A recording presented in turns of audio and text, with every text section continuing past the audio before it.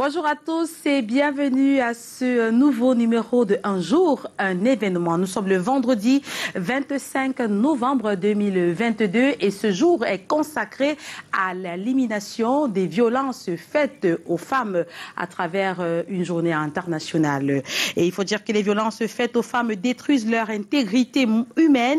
La plupart de ces femmes victimes préfèrent se taire par culpabilité et solitude pour certaines et par honte pour d'autres. Ces femmes essaient de crier leur souffrance et douleur, mais la société ne les croit pas. Nous en parlons avec une femme qui est déjà sur ce plateau. Bonjour, Madame Bilesike. Bonjour. Alors, vous êtes sociologue et cofondatrice de l'association de lutte contre les violences faites aux femmes. Oui, je suis Bilesike, comme vous venez de le dire, cofondatrice de l'association de lutte contre les violences faites aux femmes. Nous sommes 7 femmes camerounaises qui ont mis en place cette association en 1991 parce qu'on avait constaté qu'en 1980, si vous vous rappelez très bien, les années 90, c'était les années de revendication de la conférence nationale. Oui. Et il y avait plein d'étudiants et étudiantes qui s'étaient révoltés, qui étaient derrière le changement, c'est-à-dire ils voulaient et elles voulaient le changement. Et pendant ce temps, on avait mis à nu une jeune étudiante qui était à Bonham Sadi. Voilà ce qui nous a motivés. Ce qui nous a motivés, il y avait une recrudescence de victimes de violences, de femmes victimes de violences mortes de suite des bastonnades. Troisièmement, nous étions dans une première association, le collectif des femmes pour le renouveau, qui avait fonctionné pendant 10 ans sans légalisation ou sans être reconnue par l'État camerounais.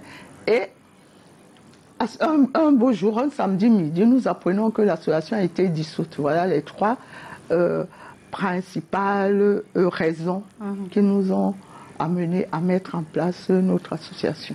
Alors, Madame Bilesike, depuis 1991, vous militez donc pour protéger les droits de la femme, notamment pour qu'elle ne soit plus victime de violences. Revenez sur les violences dont sont victimes les femmes au Cameroun. Oui, je veux préciser que nous avons un problème. Oui. Le problème des violences faites aux femmes, on situe les violences faites aux femmes dans les faits divers. Or, nous disons que la violence faite aux femmes, la lutte des femmes est politique. Et la lutte des femmes cadre où se trouve dans le contexte de la lutte pour l'inégalité au niveau social. C'est pas que les femmes sont à part, les hommes sont à part. Et la lutte des femmes s'inscrit dans la lutte pour la démocratisation, pour l'indépendance des peuples. Donc il fallait qu'on s'entende là-dessus. Oui, tout à l'heure. Quelles sont ces violences au quotidien? Vous rencontrez des femmes qui viennent se plaindre dans votre association. La plupart, généralement, celles qui viennent pourquoi? Bastonnade, violence conjugale ou justement, violence ça dépend des contextes sociologiques. Oui. Je viens de passer 23 ans dans la région de l'extrême nord. Oui. Dans mon centre, il y avait plus de femmes entre 15 et 29 ans qui venaient se plaindre par rapport au mariage précoce et forcé. Et quand on parle, il ne faut pas compter une violence.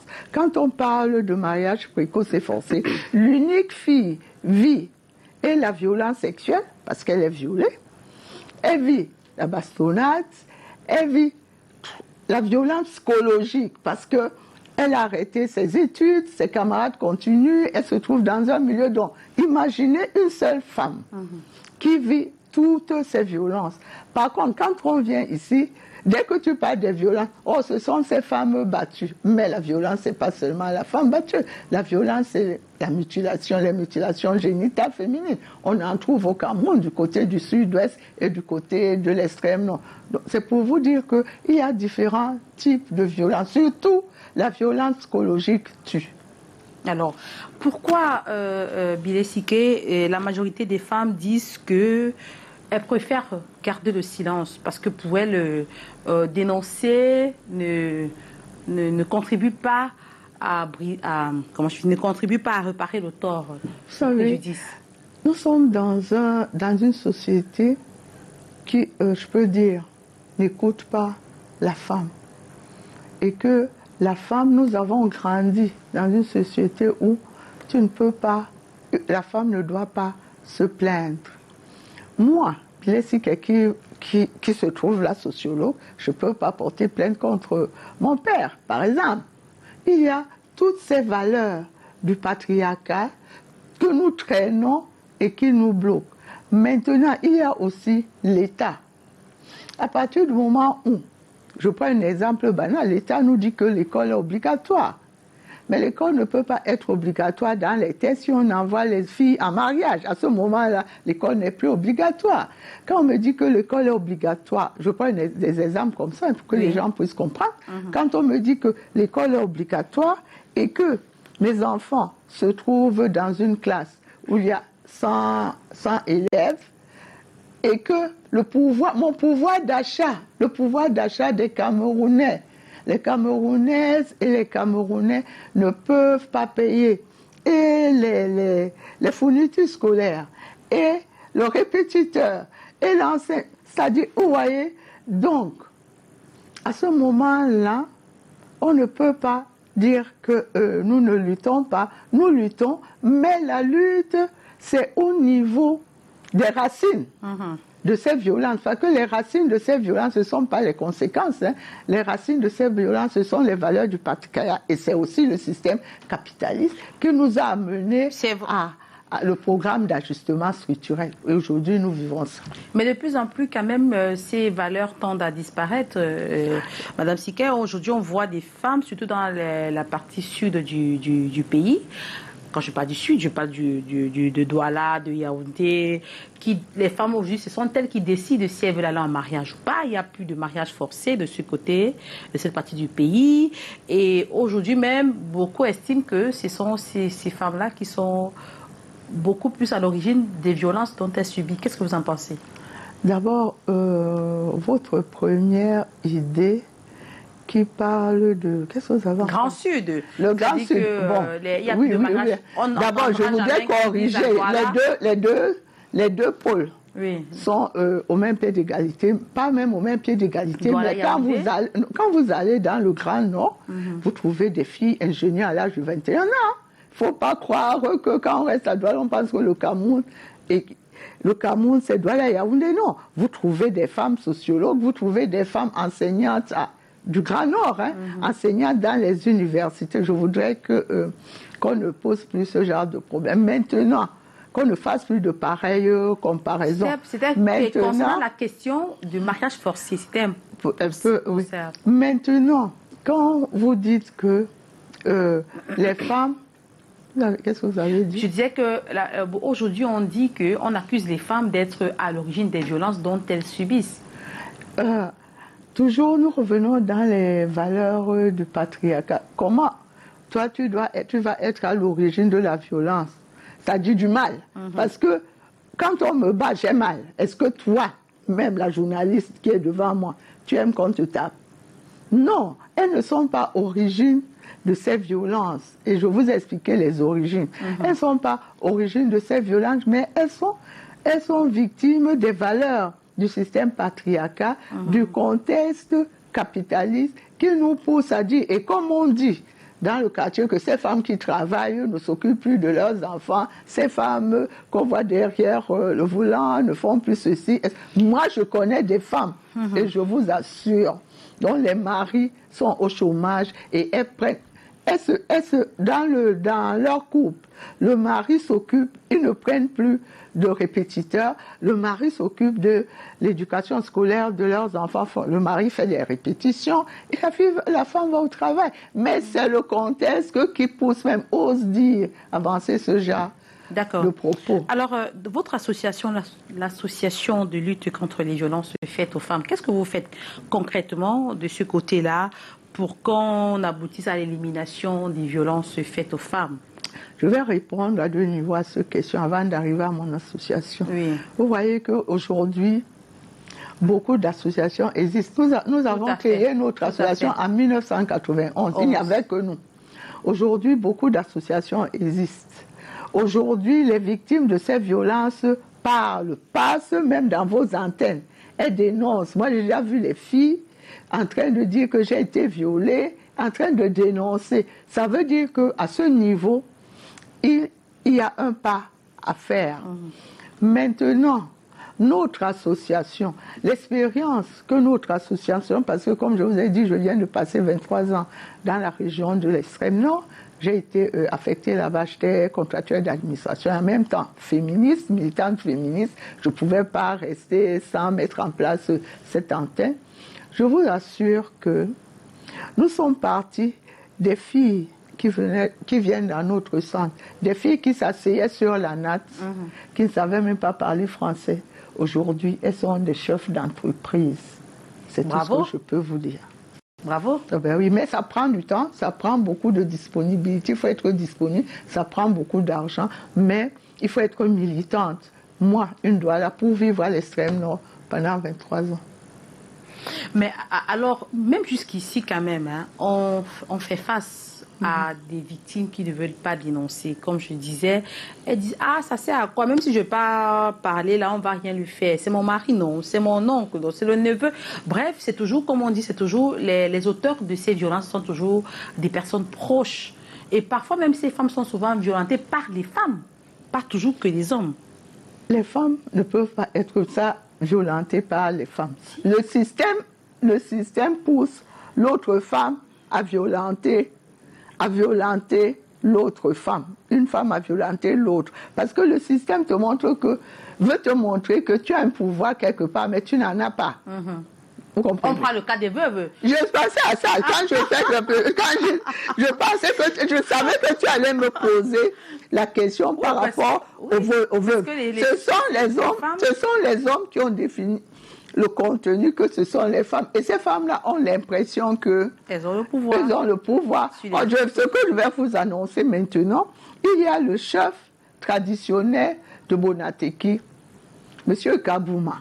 Je prononce son nom, qui a demandé, parce que j'ai vu la note, qu'on revoie le contenu des rites de veuvage. Et il veut voir que les rites de veuvage, c'est pas ce qu'on fait aujourd'hui, c'était comme une sorte de symbole. J'ai vu ça. Et c'est dans mon téléphone. Je peux vous montrer ce que... Ça veut dire que on peut changer un certain nombre de traditions. Tout à fait. Alors, aujourd'hui, Madame Bilé-Siké, on célèbre la journée internationale pour l'élimination de la violence faite à l'endroit de la femme. Une journée comme celle-ci, instituée par les Nations Unies, est la preuve que des violences gagnent du terrain. Et ce n'est pas que l'apanage du Cameroun. D'autres pays dans le monde sont touchés. Oui, je voudrais vous savez, la revendication des femmes camerounaises aujourd'hui se situe à deux niveaux. Nous voulons un code de la famille et de la personne qui ont comme un contrat social. Ça fait plus de 30 ans. Nous voulons que c'est dans les tiroirs. Nous voulons, et qu'est-ce qu'il faut faire? Ça fait plus de 30 ans. Nous voulons un test de loi contre les violences sexuelles et sexistes. Là aussi, ça fait pratiquement 10 ans que c'est dans les tiroirs. C'est la mobilisation des hommes et des femmes. Au début, j'ai parlé, mes propos c'était par rapport à... J'ai commencé à parler de la société. La société renferme les hommes et les femmes. Pour qu'on puisse faire voter les deux textes de loi là, il nous faut pour qu'on soit ensemble, les hommes et les femmes. Et je peux vous assurer que par rapport à cette journée, à partir du 29 novembre, nous allons tenir en partenariat avec le Centre de documentation des Nations Unies, 3 ateliers dans 3 communes différentes. La commune de Douala 1er, Douala 3e et Douala 4e. Et là-dedans, il y a parmi les participants, c'est une journée par commune. Parmi les participants, nous avons les autorités traditionnelles, les autorités religieuses, les structures de service et celles qui sont exposées, c'est-à-dire surtout les déplacés internes et les femmes de la communauté haute. Ça veut dire quoi? Ça veut dire que, vous savez, il y a deux choses. Les gens qui détiennent le pouvoir auprès des familles, ce sont les autorités traditionnelles et religieuses. L'État, lui, décide là-bas.